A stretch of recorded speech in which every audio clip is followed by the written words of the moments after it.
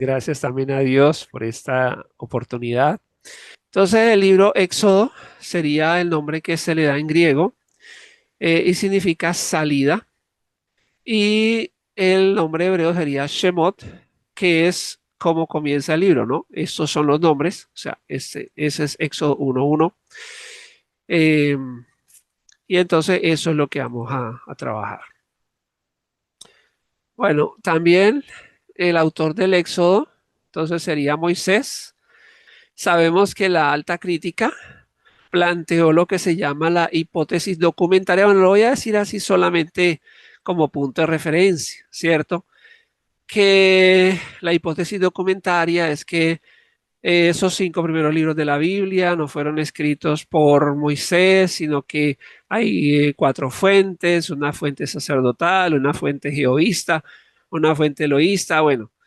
Y entonces estos altos críticos de la Alemania del siglo XIX despedazan el texto quitando la autoría a Moisés y todo eso. Sin embargo, la hipótesis documentaria está totalmente revaluada. Eh, la arqueología y digamos eh, sí, mucho aporte histórico arqueológico están demostrando que esos planteamientos de la hipótesis documentaria y de la alta crítica están mandados a recoger. Sin embargo, eso está en el terreno, pues, de que la idea de que eso no lo escribió Moisés y que hay 4 fuentes y todo eso. Pero eso, francamente, ya no tiene sentido. En todo caso, el autor es Moisés y Moisés sería el autor de los 5 primeros libros de la Biblia. Entonces, esos 5 primeros libros de la Biblia son conocidos como la Torá, que significa instrucción. Casi siempre hablamos de la ley, pero realmente el sentido es más de instrucción, de enseñanza. ¿Sí? Eso en el griego sería Pentateuco, haciendo referencia a los 5 rollos. Entonces, digamos que esos 5 libros serían como un conjunto. Estaríamos trabajando que sería Génesis, Éxodo, Levítico, Números, Deuteronomio, y sería la primera división de las 3 divisiones que tiene la Tanaj, ¿cierto? Entonces sería la primera de esas 3 divisiones del Antiguo Testamento que ellos llaman Torah. ¿Por qué es importante el Éxodo? Bueno, hay que decir que el Éxodo es un libro fundamental, fundamental. Entonces tenemos un texto sólido, tenemos un texto histórico, tenemos un autor conocido y el Éxodo sería un libro fundamental para entender toda la Biblia. Si vamos al Antiguo Testamento, por ejemplo, el Señor le dice a Josué, Josué 1:8, que nunca se debía apartar de su boca el libro de la ley. Obviamente estaría hablando de la Torá, ¿cierto? En específico Éxodo. Deuteronomio 17:18 habla de las instrucciones para el rey, que cuando el rey se sentara en su trono debía tener una copia del libro de la ley, que eso es lo que el presbiteriano Rutherford va a traducir en lo que es el Estado de Derecho. O sea, la ley es la que gobierna, no el rey. El segundo libro de Reyes, el rey Josías, se dice este rey, que no hubo otro rey antes de él que se convirtiese a Jehová de todo su corazón conforme a toda la ley de Moisés. Entonces, eh, ahí vemos cómo este pasaje convierte, cómo el Éxodo hace que Josías llegue a ser un rey tremendo. Esdras y leían, el sacerdote de Esdras en los tiempos del gobernador Nehemías, leían el libro de la ley de Dios claramente, ponían el sentido para que entendiesen lo que estaba escrito. Y Esdras y Nehemías ya es después de la época de Babilonia y que ellos vuelven del exilio. El libro de los Salmos dice, la ley de Jehová es perfecta que convierte el alma.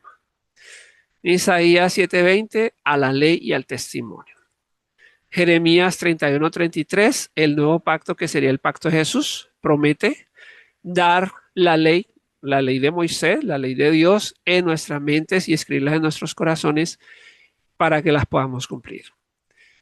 Malaquías 4:4, con relación a la llegada del Mesías, acuérdense de la ley de Moisés. O sea que definitivamente esta idea que sobre todo traen iglesias como Creciendo en Gracia y todo esto, que es una herejía gnóstica del siglo II, de que el Antiguo Testamento había que mirarlo de lado o tal vez ni leerlo, pues esto no tiene ningún soporte realmente en lo que es la unidad de la Biblia. En Mateo 5:17 el Mesías va a decir, no piensen que he venido a abrogar la ley ni a los profetas. En Lucas Jesús dijo, era necesario que se cumpliese todo lo que está escrito de mí en la ley de Moisés, en los profetas y en los salmos, las tres divisiones de la Tanakh, donde para Jesús era muy importante reconocer y que ellos reconocieran que todo lo que estaba escrito de él se había cumplido.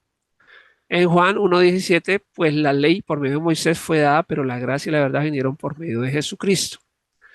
En Hechos 3:22, Pedro predicando sus mensajes evangélicos, porque Moisés dijo a los padres, el Señor vuestro Dios os levantará profeta entre vuestros hermanos como a mí lo oiréis. Romanos 3:20, ya que por las obras de la ley de Moisés, ningún ser humano será justificado delante de él, porque por medio de la ley es que se conoce el pecado. Segunda Corintios 3:15, hasta el día de hoy, cuando leen a Moisés, el velo está puesto sobre el corazón de ellos, pero cuando se conviertan al Señor, el velo se caerá. Hebreos 11:24, por fe Moisés tuvo por mayores riquezas el sufrimiento de Cristo. Mira cómo se relacionan allí en varias partes a Moisés y a Cristo. Incluso Pedro también lo hace en una de sus prédicas cuando dice, Pedro dijo, el Señor les levantará un profeta mayor que yo, a él escuche. Y en Apocalipsis 15:3 dice, y cantan, está hablando de los redimidos, ya al final de la historia, cantan el cántico de Moisés y el cántico del Cordero. Entonces, la Biblia nos plantea una unidad perfecta entre lo que es el libro del Éxodo y toda la Biblia. Ya si vamos a un apunte histórico, salido, digamos, ya de todo lo que es la parte de la revelación, este libro fue muy importante para las ideas que construyen a Estados Unidos de América, ¿cierto? Ya que los puritanos, todavía estando en Inglaterra, escuchando las prédicas de su pastor, que les habla de los héroes de la libertad. Y los héroes de la libertad, recordemos que Estados Unidos viene a ser la nación de la libertad, estos héroes de la libertad que están inspirando a su pastor Robinson, John Robinson, son Moisés y de ahí en adelante. Entonces, ha tenido, de hecho, cuando comencé a ver esta parte de la historia, me pareció interesante porque me llevó a una revisión del libro del Éxodo. O sea, sí, si un pueblo, digamos, que tiene ya el impacto más hacia la modernidad, como era estos padres fundadores tuvieron esa visión del Éxodo, entonces significa que también hay un apunte redentivo en la parte social. O sea, hay un mensaje de que Dios no solamente nos quiere llevar al cielo, sino que Dios también quiere que vivamos bien en la tierra. O sea, hay un mensaje allí de redención cultural, por decirlo de alguna manera. Y entonces esa idea también viene con esas personas ya. Bueno, para entrar en materia, entonces hacemos un link entre el final del Génesis y el Éxodo y vemos ahí al final del Génesis. Así José hizo habitar a su padre y a sus hermanos y les dio posesión de la tierra de Egipto, en lo mejor de la tierra, en la tierra de Ramesés, como mandó Faraón. Entonces ellos se van a ubicar en esa, digamos, lugar que tiene referencia con el faraón, que también es un faraón eh, que se puede encontrar o se ha encontrado en la parte arqueológica.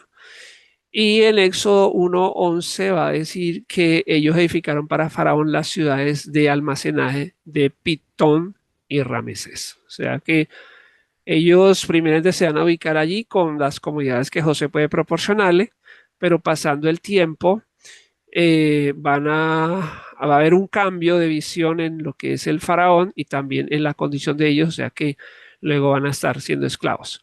En la parte arqueológica, si están mirando, digamos, lo que se va descubriendo, entonces los descubrimientos son de Avaris, ¿sí? Avaris. Entonces, así es como se conoce esta región y así es como los arqueólogos reportan, pues, la parte del Éxodo en Avaris. Bueno, entonces lo que aparece a la entrada del Éxodo, ahora recordamos que la Biblia nos dice que pasaron 430 años en Egipto. En Éxodo 1, 6, 14 dice, y murió José y todos sus hermanos. Vemos que aquí en el mismo libro también hace una conexión con lo que había en el Génesis, cómo termina el Génesis. Y los hijos de Israel fructificaron y se multiplicaron y fueron aumentados y fortalecidos en extremo y se llenó de ellos la tierra. Vemos que ellos se estaban multiplicando de una manera tremenda. Entonces va a haber un faraón que, como dice acá, no va a conocer a José y va a notar el crecimiento poblacional de los israelitas y entonces va a sentir temor de eso y entonces va a comenzar a urdir un plan que consiste en matar, digamos, a los niños, ¿cierto? Sobre todo si eran hombres, y eh, para así comenzar a hacer ese control poblacional, pero entre más los multiplicaban, entre más los oprimían, más se multiplicaban y crecían. Entonces, el libro del Éxodo comienza planteando un drama, que es una condición terrible, y ahí es donde yo también podría plantearles esa parte de lo que acabamos de ver de esos puritanos que también en Inglaterra estaban experimentando una opresión muy fuerte por el rey de Inglaterra y entonces se identifica mucho con esto. Y así es como también podemos plantear un mensaje de redención para las personas a las que les hablamos de que no solamente Dios les quiere llevar al cielo, que es lo primero, como dice Jesús, sino que también está pendiente de su amargura, su esclavitud, su servidumbre y sus dificultades económicas. Entonces, eso es lo que están pasando ellos acá. Y en esas condiciones nace Moisés, ¿sí? Moisés significa sacado de las aguas, viene de la familia Leví. Sabemos que ya en la Biblia los levitas van a tener una importancia muy grande con relación al tema sacerdotal, de la adoración y todo eso. Él nace, lo esconden 3 meses, luego lo ocultan en la junquilla esa y así es como la hija de Faraón lo va a encontrar y lo va a prohijar, pero también va a ser su madre, gracias a que María, la hermana mayor, está pendiente, entonces le plantea a la princesa de Egipto que podía conseguirle una madre para el niño o una cuidandera, y así es como Moisés va a crecer bajo el cuidado de su madre siendo un niño pequeño, ¿cierto? Y ese es el nombre que va a recibir Moisés.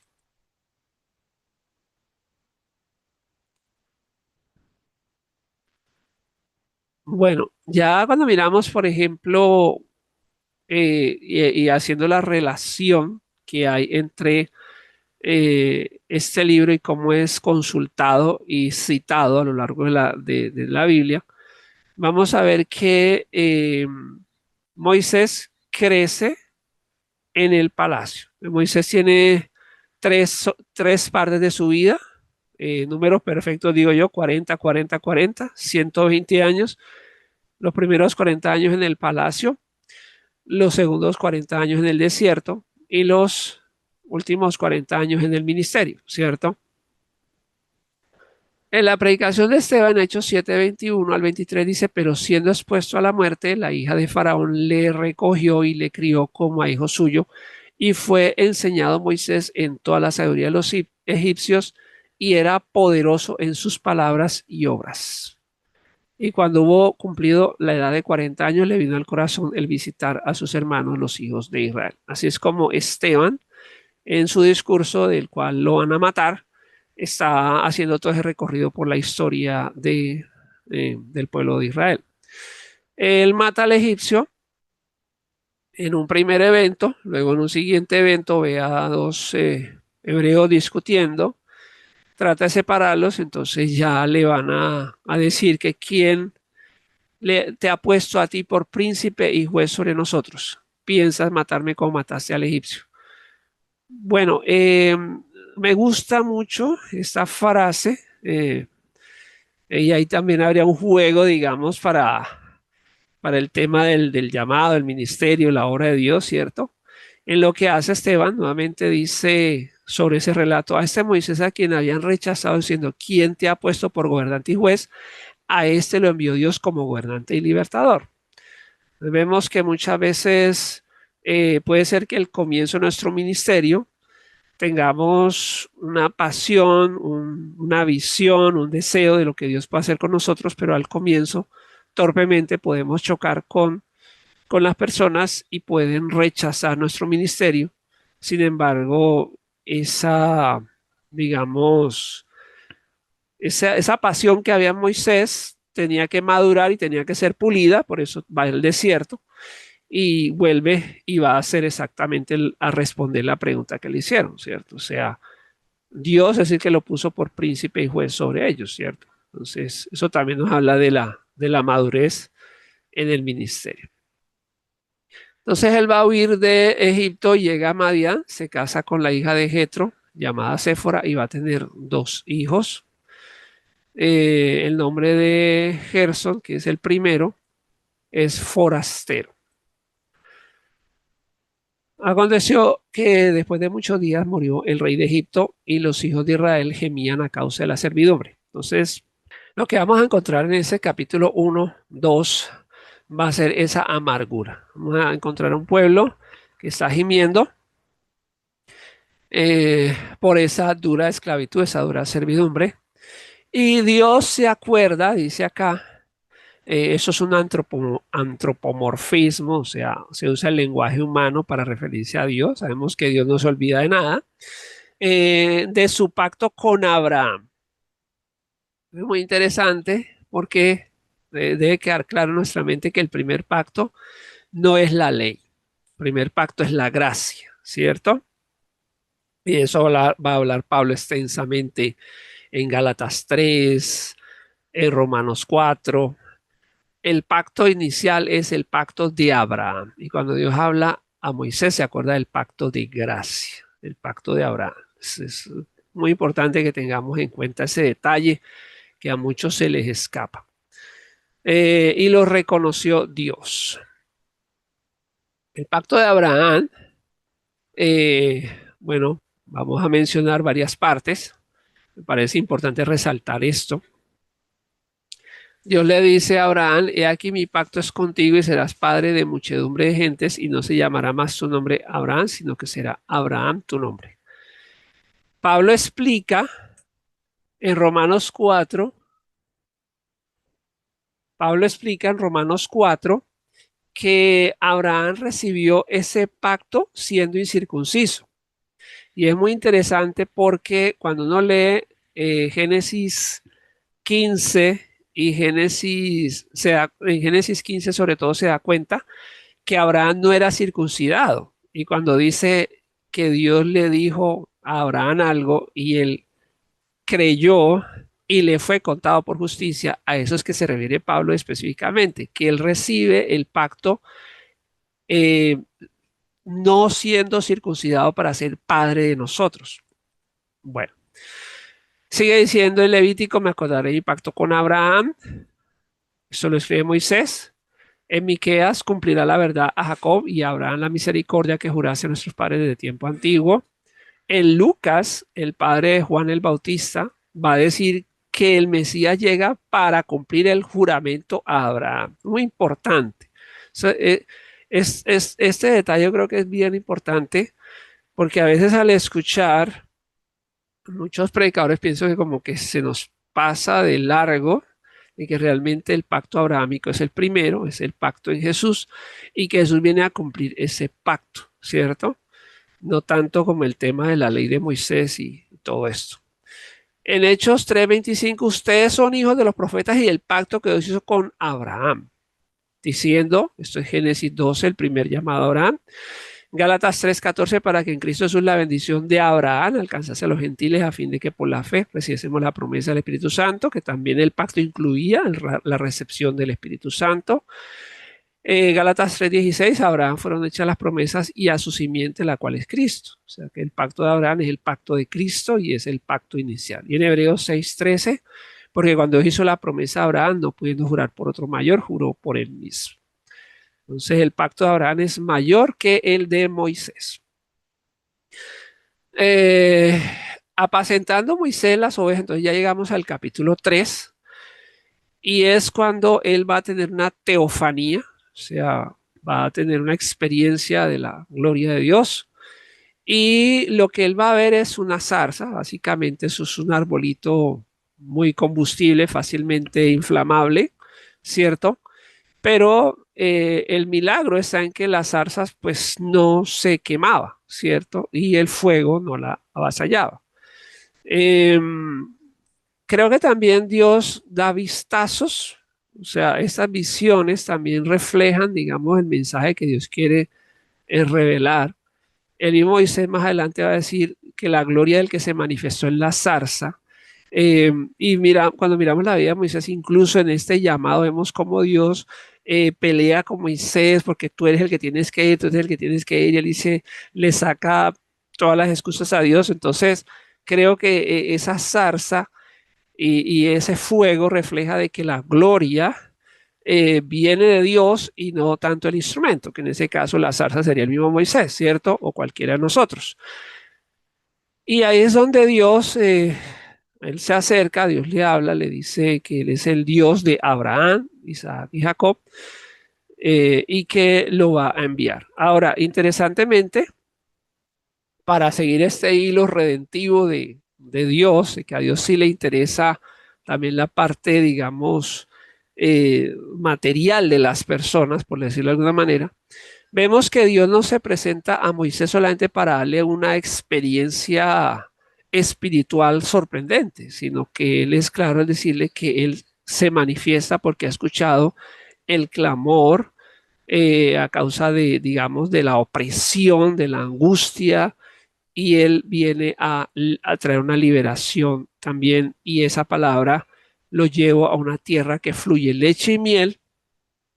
Entonces también puede ser parte y debe ser parte de nuestra teología en donde al pobre también le podemos dar palabras de esperanza de una vida eterna, pero también que Dios puede lidiar y quiere lidiar con su situación de miseria, de dificultad o lo que sea, ¿cierto? Porque eso se ve ahí en esa palabra del Señor.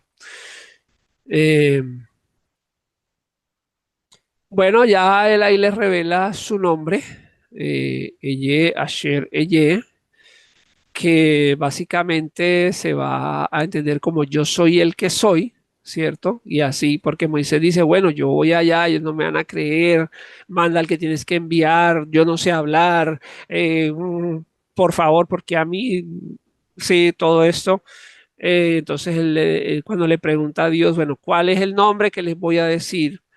Él le dice, yo soy el que soy. Y esas serían las palabras, en las letras hebreas Yod, Hei, Vav, Hei, ¿cierto? Se lee de derecha a izquierda, al revés de nuestra caligrafía, ¿cierto? Y eso es lo que se conoce como el tetragramatón. Tetra de 4, grama escrito. Entonces, este sería el, el nombre de Dios, que muestra la existencia de Dios la existencia de Dios constante. O sea, Dios existió en el pasado.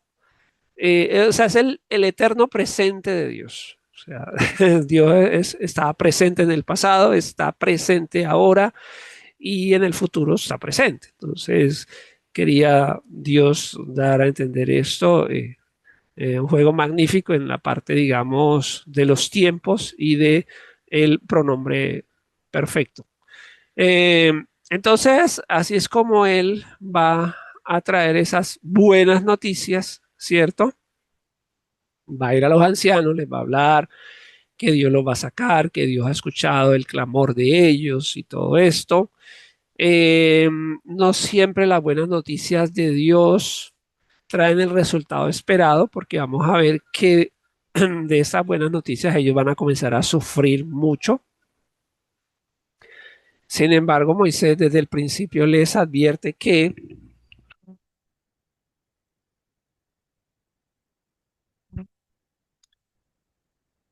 cuando ellos salgan de Egipto, ellos van a poder despojar a Egipto de alhajas de plata, alhajas de oro, vestidos, todo eso van a recibirlo al salir. Bueno, todo eso se va a plantear ahí. Sin embargo, la cosa va a tener que esperar, ¿cierto? Pero ya ellos van a saber lo que va a suceder. Aquí todavía está el Señor convenciendo a Moisés. Él dice, ay Señor, nunca he sido hombre de fácil palabra. El Señor le dice, bueno, pero yo soy el que doy la voz al, aquí a ver, ¿quién es el que ha dado la boca al hombre o al mudo? Aquí hay algo interesante, ¿no? Es que Esteban dice que en el palacio era un hombre poderoso en palabras y obras. Ahora acá en el desierto aparece como una persona que tiene dificultad de hablar. Eh, no sabemos si es que él perdió esa habilidad social, oratoria, ahí con las ovejas, ¿no? Pero pues no deja de ser interesante digamos, estas dos situaciones que se ven en la vida de Moisés. Eh, y el Señor, pues ya le da la palabra, le dice esto, es muy interesante. Yo endureceré su corazón de modo que no dejará ir al pueblo. Entonces, aquí es donde, digamos, se va a plantear un tema con relación a la soberanía de Dios, ¿cierto? Y ahí es donde muchas personas pues comienzan a patinar, a decir, pero ¿cómo así que Dios quiere sacarlos, pero va a endurecer a Faraón? Entonces hay como una contradicción allí. Eh, y es algo que se viene luchando en la teología desde mucho tiempo atrás, ¿no? Sin embargo, él lo dice. Y entonces también Dios, mire, desde el capítulo 4 el Señor está diciendo lo que va a pasar eh, después de las 10 plagas. Yo te he dicho, Israel es mi primogénito, deja ir a mi primogénito porque si no yo voy a matar a tu primogénito. Entonces todo esto es profético en el sentido de cuál sería el fin de la historia. No depende del que quiere ni el que corre, sino el que Dios tiene misericordia, porque la escritura dice a Faraón, para eso mismo te he levantado, para mostrar en ti mi poder y para que mi nombre sea anunciado por toda la tierra, de manera que de quien quiere tiene misericordia y al que quiere endurecer, endurece, ¿no? Éxodo 5, después de Moisés y Aarón entraron a la presencia de Faraón y le dijeron, Jehová, el Dios de Israel, dice así, deja ir a mi pueblo a celebrar una fiesta en el desierto. Y Faraón respondió, ¿quién es Jehová para que yo oiga su voz y deje ir a Israel? Yo no conozco a Jehová ni tampoco dejaré ir a Israel. Agrávese la servidumbre sobre ellos para que se ocupen en ella y no atiendan a palabras mentirosas. Y azotaban a los capataces de los hijos de Israel que los cuadrilleros de Faraón habían puesto sobre ellos, diciendo, ¿por qué no habéis cumplido vuestra tarea de ladrillo ni ayer ni hoy como antes? Id pues ahora y trabajad, no se os dará paja y habéis de entregar la misma tarea de ladrillo. Entonces los capataces de los hijos de Israel se vieron en aflicción, le dijeron, mire Jehová sobre nosotros y juzgue, pues nos habéis hecho abominables delante de Faraón y de sus siervos, poniéndole la espada en la mano para que nos maten. Entonces Moisés se volvió a Jehová y dijo, Señor, ¿por qué afliges a este pueblo? ¿Para qué me enviaste? No siempre las buenas noticias de Dios comienzan a funcionar como buenas noticias en nuestra vida, ¿no? Y más si estamos lidiando con personajes sin misericordia, ¿cierto? Y Faraón definitivamente es así.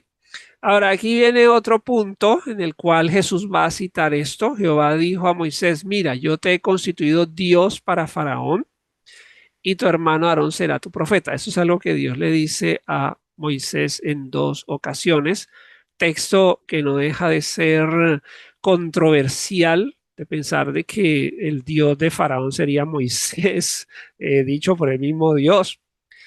Sin embargo, esta idea que nos podría parecer hasta blasfema, luego en el Salmo, el libro de los Salmos aparece diciendo, yo dije, ustedes son dioses y todos ustedes hijos del Altísimo.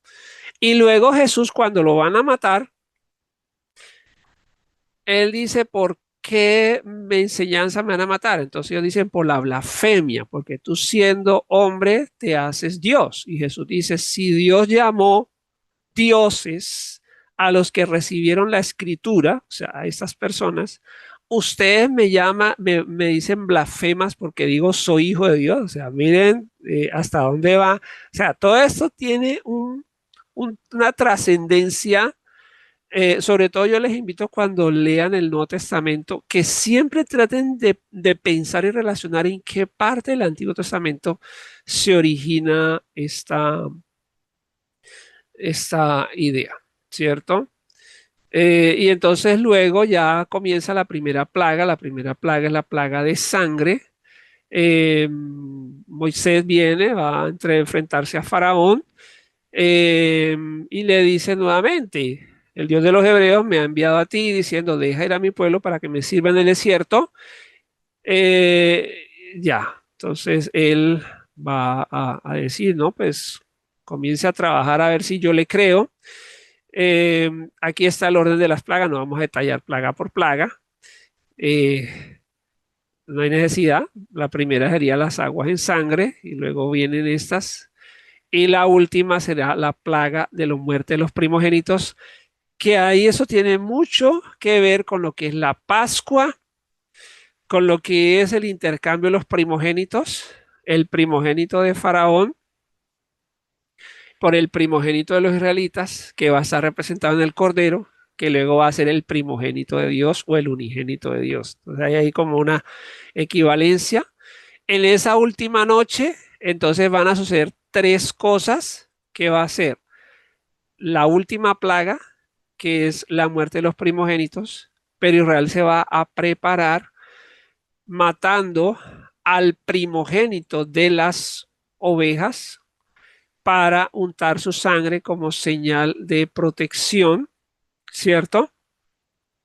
Y cuando llega el ángel destructor, entonces él va a pasar de largo. Eso sería el Pesach o el pasar de largo, ¿cierto? La Pascua, el Passover. En inglés sería un poco más claro, ¿cierto? y, y eso sería, digamos, el evento. La preparación de la Pascua con la muerte del primogénito y sabemos que cuando Jesús va a redimir a su pueblo, Jesús muere el mismo día que mueren los corderos, a la misma hora que están matando los corderos. Luego ellos van a celebrar el rito de la Pascua. Luego en Egipto el ángel de la muerte va a, a matar a los primogénitos de los egipcios, todos los primogénitos. Y el tercer evento es la salida de Israel. Entonces esos 3 elementos están en una sola noche, ¿cierto? Y así es como, como suceden estas cosas. Ahora, toma nota, este mes o será principio de los meses, ¿sí? El animal será sin defecto y ahorita vamos a ver algunos elementos de esto, por lo menos y aquí les voy a dejar la tarea, ¿cierto? De la fiesta con panes sin levaduras, ¿cierto?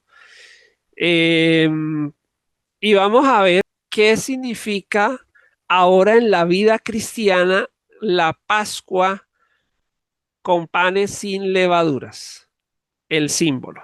A ver si alguien encuentra donde Pablo explica esto. Entonces, todo esto es la imagen de Cristo, ¿no? El cordero macho no se quedará hueso suyo. Eh, Esta fiesta es una fiesta de liberación. En aquel mismo día sacó Jehová a los hijos de Israel de la tierra de Egipto por sus ejércitos. En Juan, ya cuando Juan está narrando la escena de la crucifixión, vinieron pues los soldados y quebraron las piernas al primer ladrón, pero uno de los soldados le abrió el costado con una lanza y al instante a Jesús salió sangre y agua, señal de muerte. Y el que lo vio da testimonio y su testimonio es verdadero. O sea, ¿qué es lo que está diciendo Juan? Yo vi cuando él murió. O sea, es importante mostrar que Jesús murió para poder validar que resucitó. Porque esas cosas sucedieron para que se cumpliese la escritura, no será quebrado hueso suyo. O sea, todos esos detalles eh, tenían que ser totalmente, por eso cuando Jesús va al aposento alto, él dice, ¿cuánto he deseado comer esta Pascua con ustedes antes que padezca? Y lo que él va a celebrar es la cena del Señor. O sea, cuando celebramos la cena del Señor estamos básicamente recordando esa fiesta de liberación de ellos. Bueno, acá les...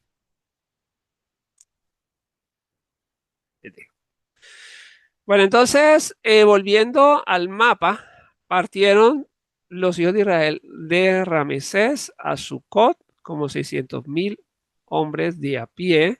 También subió con ellos grande multitud de toda clase de gentes, ovejas y muchísimo ganado, y cocieron tortas sin levadura. Tortas sin levadura. Eh, Primera de Corintios 5:8, exactamente. Exactamente. Exactamente. Luego ya pueden ustedes tener una enseñanza sobre ese significado de las tortas sin levadura, porque al salir de Egipto no habían tenido tiempo de leudar.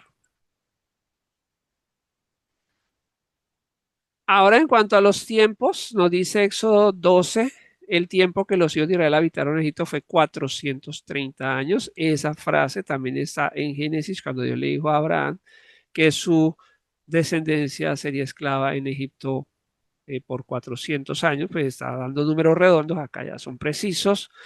Ahora hay otro punto de referencia en Primero de Reyes 6:1, dice en el año 480, después que los hijos de Israel salieron de Egipto, el cuarto año del principio del reino de Salomón sobre Israel es en el mes de Sif, que es el mes segundo, comenzó él a edificar la casa de Jehová, Salomón.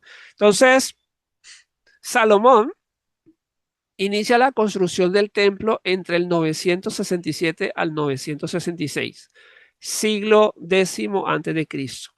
Y en el libro de Reyes está dando la crónica de que fueron exactamente 400 años después de este éxodo. O sea que el éxodo debió haber ocurrido hacia el año 1446 antes de Cristo.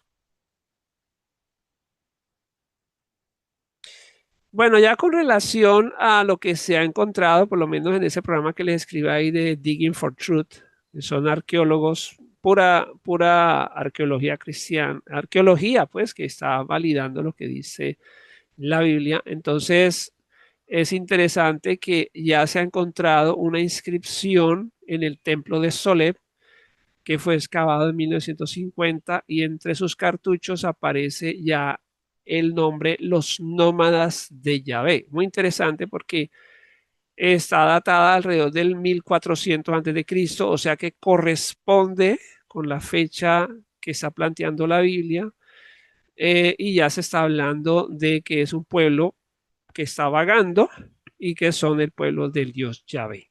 Es interesante este punto de la arqueología porque ya va haciendo la correlación.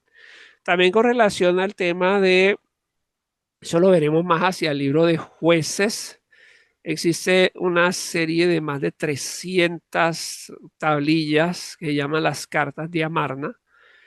Son importantes descubrimiento en Egipto, son una serie de comunicados entre los reyes de Canaán con el faraón, fueron escritas alrededor de los tiempos de la conquista de Canaán y lo que básicamente esas cartas están diciendo a Faraón es, están viniendo unos pueblos que vienen aquí a molestar, que están cogiendo territorio, entonces por esas cartas se hace una triangulación y se tiene la idea de que está haciendo referencia a cómo los israelitas están invadiendo Canaán. Eh, Bueno, aquí vamos a ver entonces el detalle que les había hablado en la clase anterior. Jehová habla a Moisés diciendo, conságrame todo primogénito. Cualquiera que abre matriz entre los hijos de Israel, así de los hombres como los animales mío es. Eso significaría consagrar, sería que habría que matarlo, ¿cierto? Dedicarás a Jehová todo aquel que abriere matriz, y asimismo todo primer nacido de los animales. Los machos serán de Jehová, mas todo primogénito de asno redimirás con un cordero. O sea, se debía cambiar. Se podía cambiar. Solo dos primogénitos se podían cambiar. El primogénito del asno y el primogénito humano.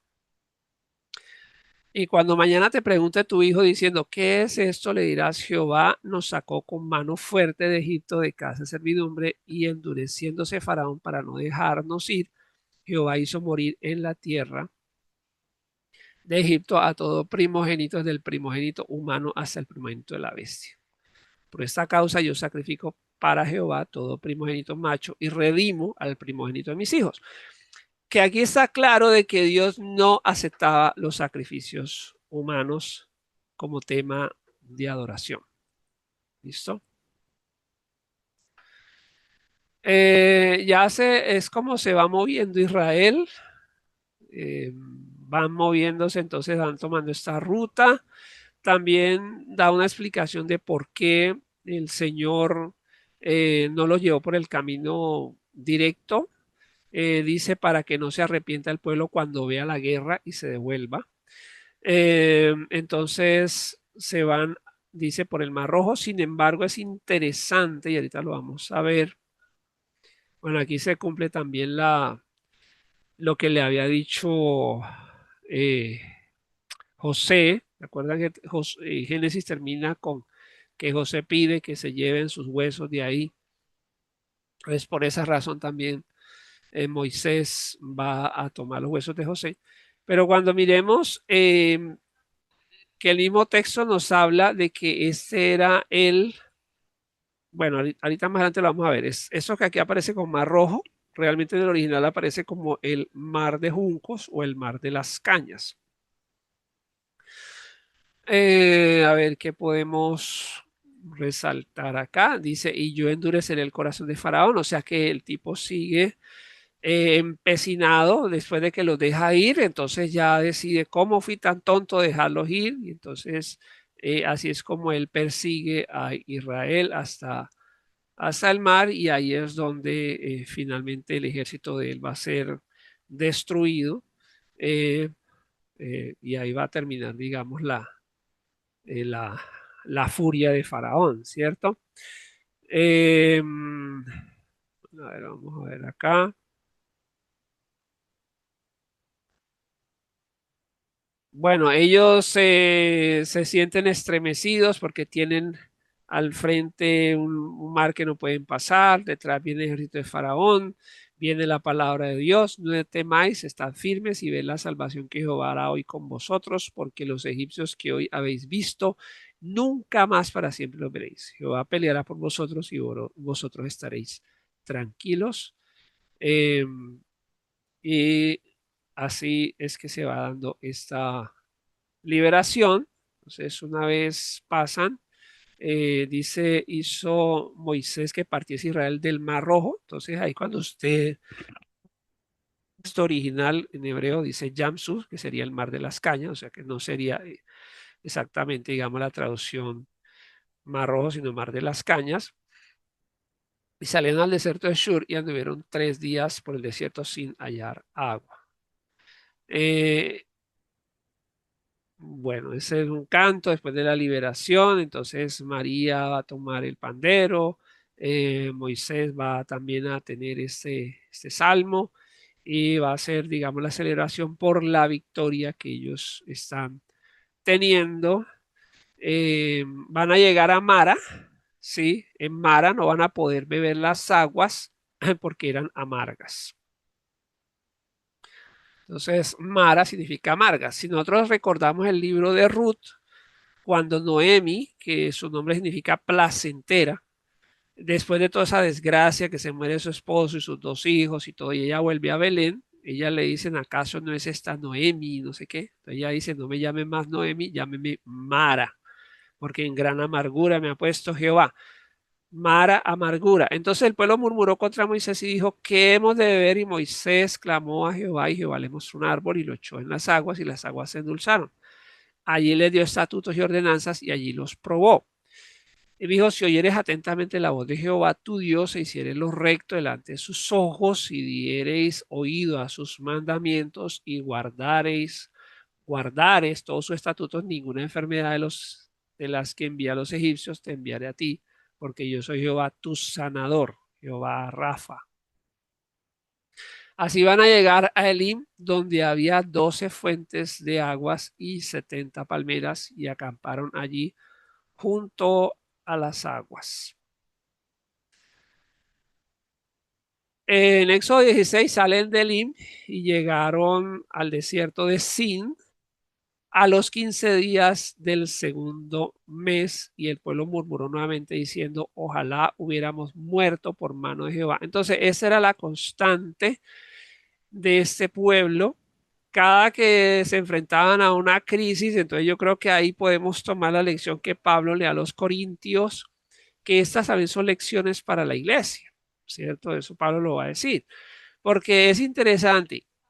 Tuvieron una salida tremenda, unos milagros impresionantes, pero esta gente, cada que tenían un problema, que les faltaba agua, que les faltaba comida, entonces la forma era, ojalá nos hubiéramos muerto en Egipto y tú, Moisés, eres el único culpable, nos has ilusionado, nosotros te dijimos en Egipto, es mejor morir aquí que salir a luchar. Entonces, es tremendo porque hay gente que como que se arrepiente, pero la lengua nunca se le arrepiente. O sea, siempre es un lenguaje muy venenoso. Y cuando vamos a la carta a los hebreos, vamos a darnos cuenta que ese es el pueblo de Dios. Ahí el autor de los hebreos dice, ese es el pueblo de Dios.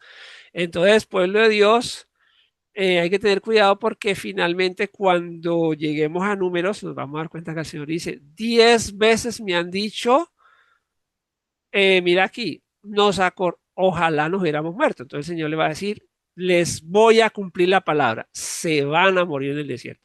Entonces hay que tener cuidado con atacar la visión de Dios, atacar al líder por todo, desparramarse por cualquier cosa y murmurar, ¿cierto? ¿Dónde está la fe? ¿Dónde está la visión de lo que Dios está haciendo en medio de nosotros? ¿Cierto?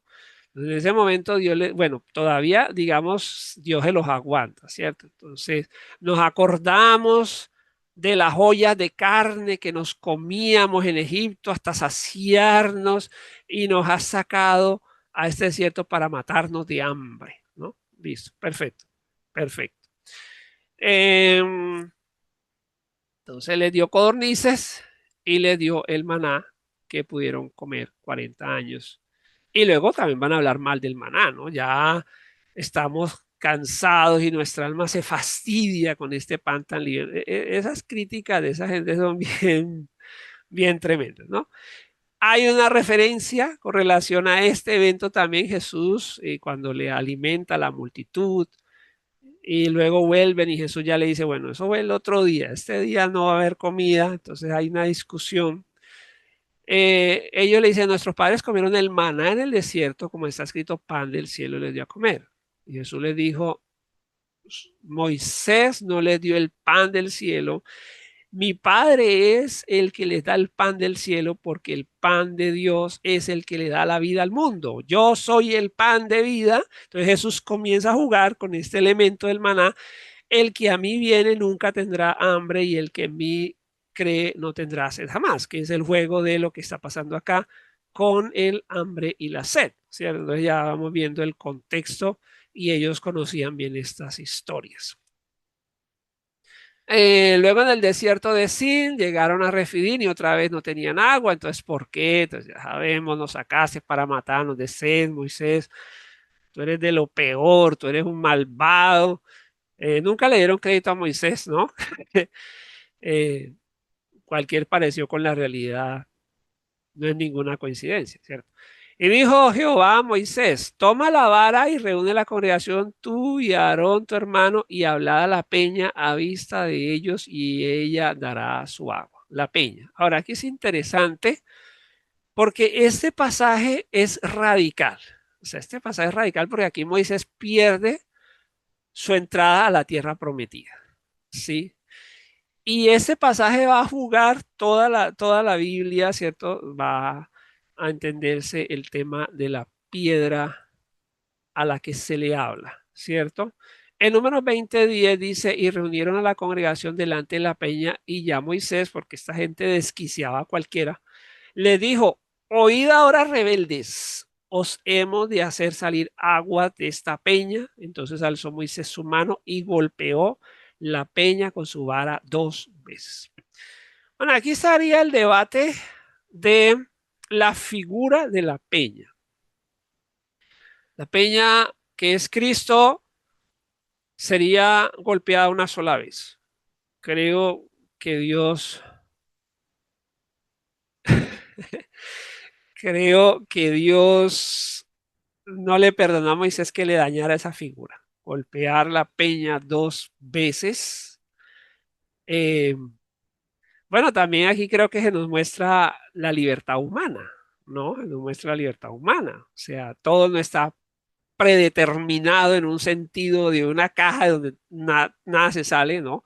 Moisés dañó el símbolo de alguna manera porque él debía hablar y él golpeó 2 veces y salieron las aguas. O sea, Dios cumplió el milagro.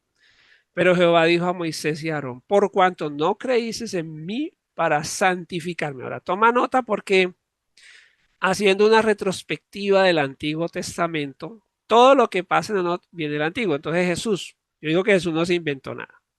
Jesús comienza el Padre Nuestro. Padre nuestro que estás en los cielos, santificado sea tu nombre. ¿Qué es santificar el nombre de Dios? Creer y obedecer. Creer y obedecer. Moisés creyó y no obedeció. Por tanto, pierde su entrada a Moisés en la tierra prometida. Y ese lugar se va a llamar las aguas de la rencilla, de la pelea, Meriba. Y siempre va a ser un hecho constante, incluso para la iglesia. Tengan cuidado con la rencilla y con la pelea y con lo que puede llevar a nuestros líderes y al pueblo a entrar en aprietos. Del Antiguo Testamento, Meriba, rencilla, es citado 6 veces y Masá 5. Meriba es rencilla, Masá prueba. Ese evento fue muy importante, pues allí Moisés perdió su entrada a Canaán. Si oyeres hoy su voz, este es el Salmo 95, no endurezcan sus corazones como en Meriba, como en el día de Masá en el desierto, donde me tentaron vuestros padres, me probaron y vieron mis obras. 40 años estuve enojado con la nación y dije, este pueblo siempre vive en Egipto. Este pueblo siempre vuelve atrás en su corazón. Este pueblo nunca se afianza en mi palabra. Eh, bueno, tremendo. Y luego en Hebreos se le habla a la iglesia. Hebreos 3:12, mirad hermanos que no haya ninguno de ustedes corazón malo, incredulidad para apartarse del Dios vivo. Entre tanto que se dice, si oyen hoy su voz, si oyen hoy su voz, refiriéndose a Meriba, no endurezcan su corazón como en el día de la provocación. ¿Y quiénes fueron los que habiendo oído le provocaron? ¿No fueron todos los que salieron de Egipto por mano de Moisés? ¿Y con quienes estuvo él disgustado 40 años? ¿No fue con los que pecaron cuyos cuerpos cayeron en el desierto? Y sigue diciendo, y todo esto pasó por falta de fe.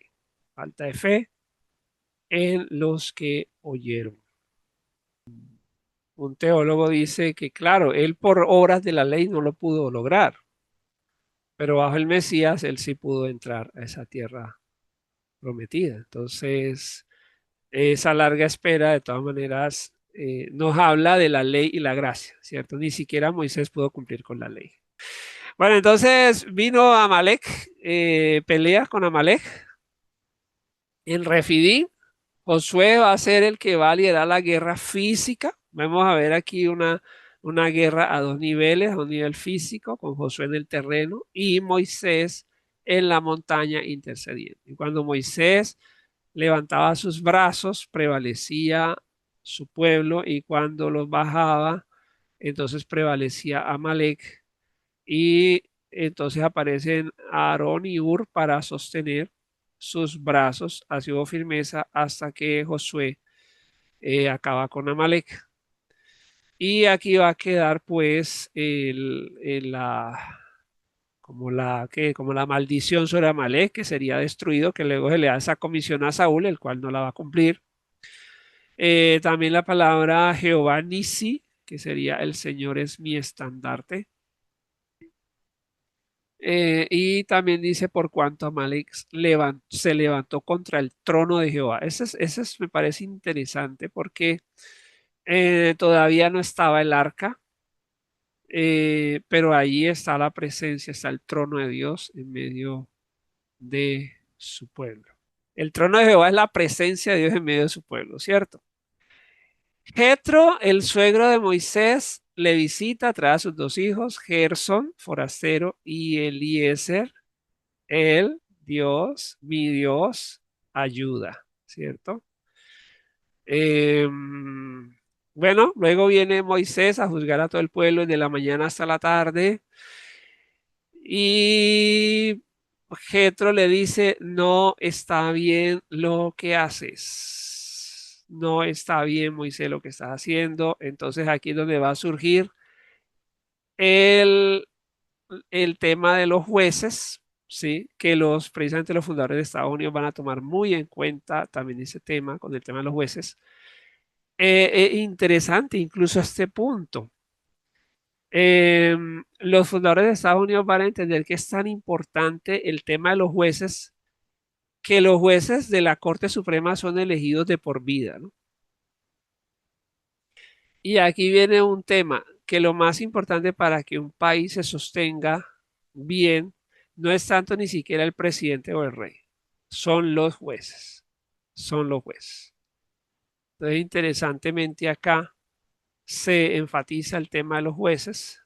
Escoge el pueblo varones de virtud, temerosos de Dios, varones de verdad, que aborrezcan la avaricia, y ponlo sobre el pueblo por jefe de millares, de centenas, de 50. ¿Listo? Entonces ahí viene el tema eh, de los jueces. La llegada al monte Sinaí, entonces nota, ellos salen en el día 10 del mes de Nisan. El calendario judío son meses de 30 días. O sea que si salen el 10 de Nisan, pasan 20 días. El siguiente mes, 30 días serían 50, y dice que entonces pasan 50 días y llegan el primer día del tercer mes. Ahora, ¿por qué hago esta aclaración? Porque cuando tú buscas en internet dice que los israelitas se demoraron 3 meses porque se quedaron en el tercer mes al monte Sinaí. Pero si ponemos 3 meses, entonces nos daría la fiesta de Pentecostés 50 días después de Pascua. ¿Sí? ¿Sí? Entonces, ¿cómo nos dan? No son 3 meses. ¿Cómo nos dan? Salieron el día 10 del primer mes, pasan 20 días, luego transcurre todo el segundo mes, otros 30, 50, y llegan el primer día del tercer mes. Así sí nos dan las cuentas, ¿sí o no? Por eso tengamos eso en cuenta con las fiestas del Señor, porque Jesús muere en la Pascua, también lo vamos a ver ahí, y esa fiesta llamada Shavuot, que es la fiesta de las semanas o Pentecostés. Em, Jesús muere en la Pascua, y 50 días después sería que desciende el Espíritu Santo, o sea, recuerden que estas fiestas tienen un símbolo, retrotrae la historia. Entonces, así como la Pascua es la celebración de la liberación, el Pentecostés es la recepción de la ley ahora por el Espíritu Santo en nuestros corazones, ¿cierto? Porque el nuevo pacto dice que Él escribiría su ley en nuestras mentes y en nuestros corazones. Y esa palabra que le dice Moisés precisamente en el capítulo anterior al capítulo 20, y Moisés subió a Dios y Jehová lo llamó desde el monte.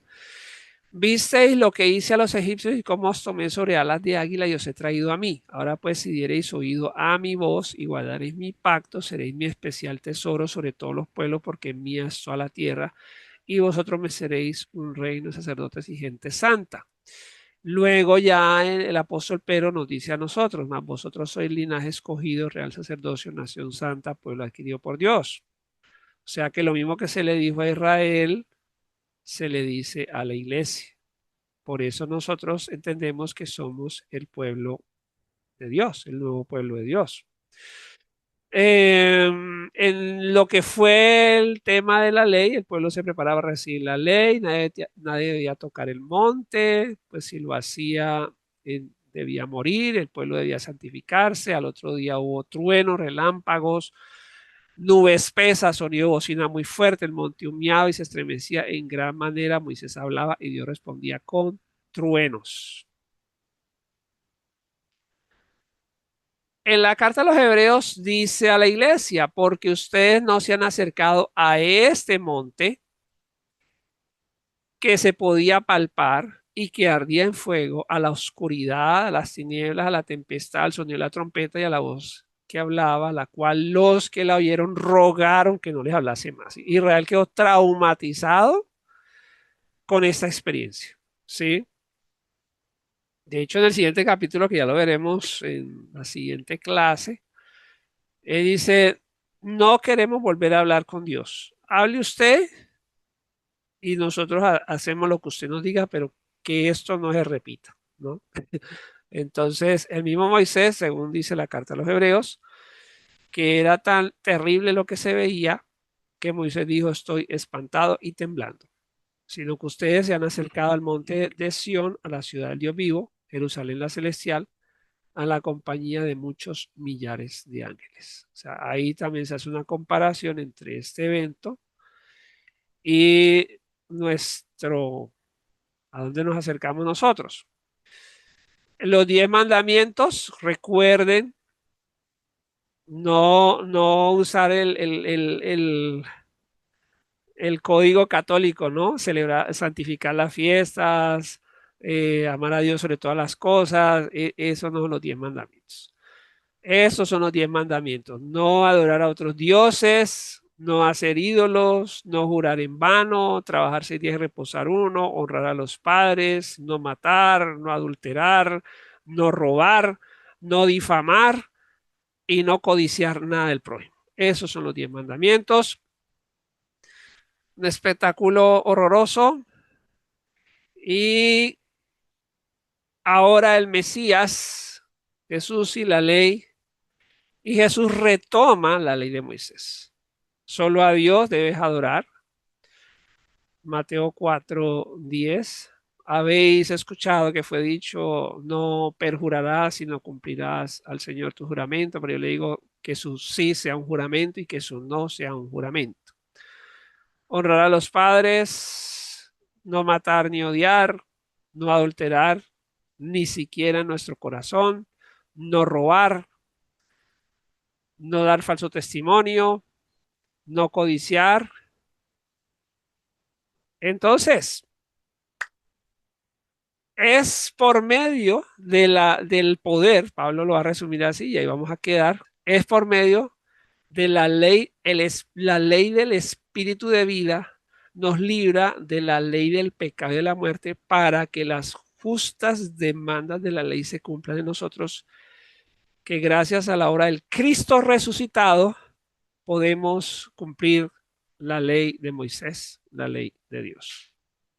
Amén. Pero no para ser salvos, sino como fruto de la justificación y la obra redentora de Cristo en nosotros. El Antiguo Testamento es como un mapa de todo lo que Cristo va a hacer, porque recuerda lo que Moisés le dice a Faraón, ¿no? Deja ir a mi hijo, porque si no me dejas ir a mi hijo, voy a matar Claro. a tu hijo. Así como el Hijo de Dios inicialmente llega a Egipto, es como si Jesús repitiera, ¿cierto? Ujú. De ir a Egipto. Y luego esos 40 días de prueba en el desierto son los 40 años. O sea, toda esa matriz está muy interesante allí.